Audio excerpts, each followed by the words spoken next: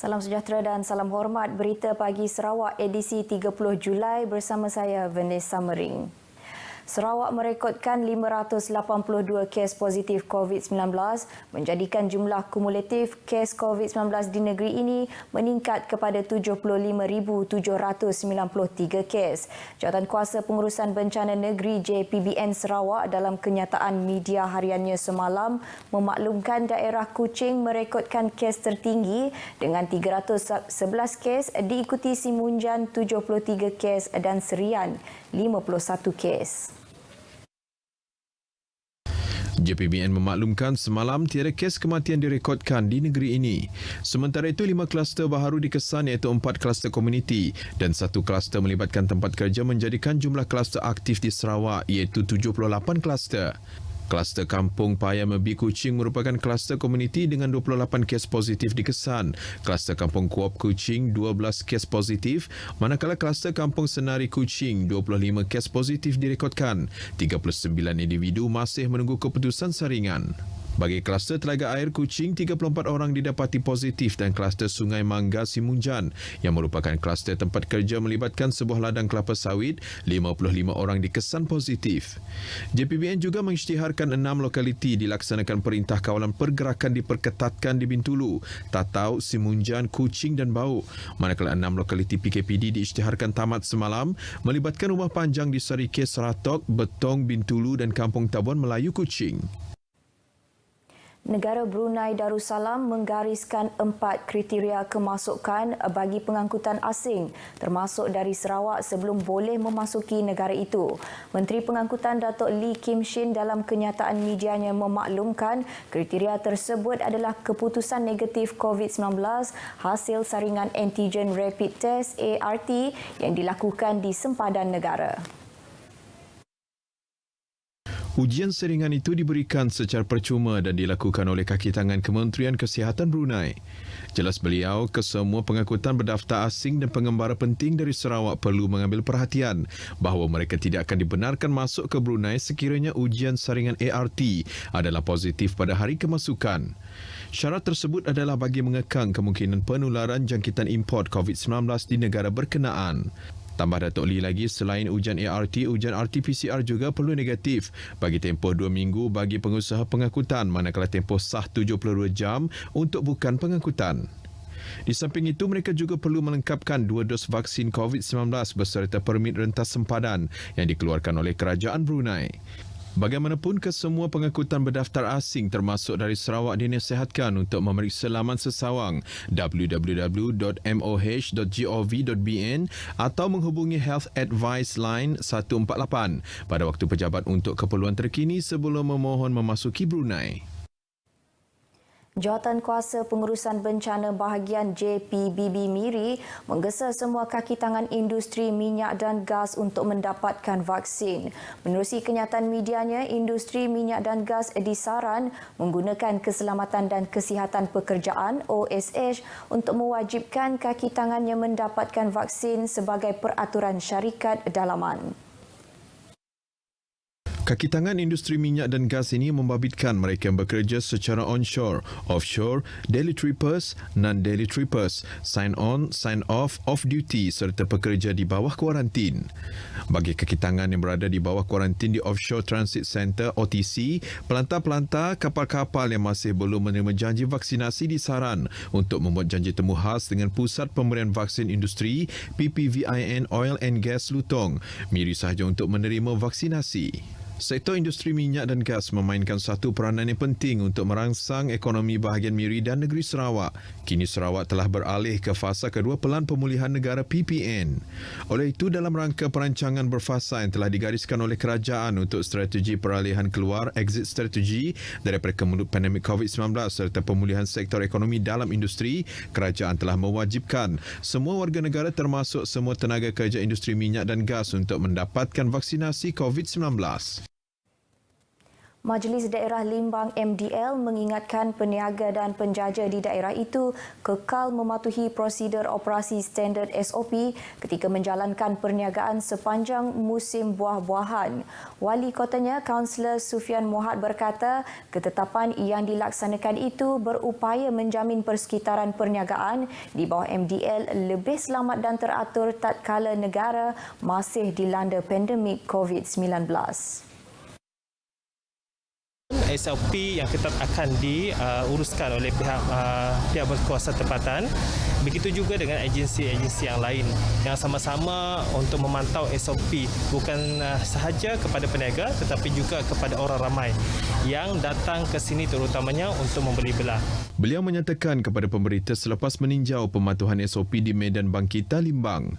4 kawasan telah dihaskan kepada para peniaga untuk berniaga sepanjang musim buah-buahan iaitu di Medan Bangkita, Bangunan Tamu serta Pasar Limbang dan yang baharu di kawasan Lapang Medan Selera. Ia bukan sahaja dihaskan kepada peniaga sedia ada bahkan memberi peluang kepada penjajah dari kampung-kampung yang datang ke bandar untuk berniaga. Lembaga Pemasaran Pertanian Persekutuan Fama Sarawak komited membantu memasarkan tidak kurang dari 70 tan metrik buah rambutan anak sekolah keluaran petani di daerah Seri Aman.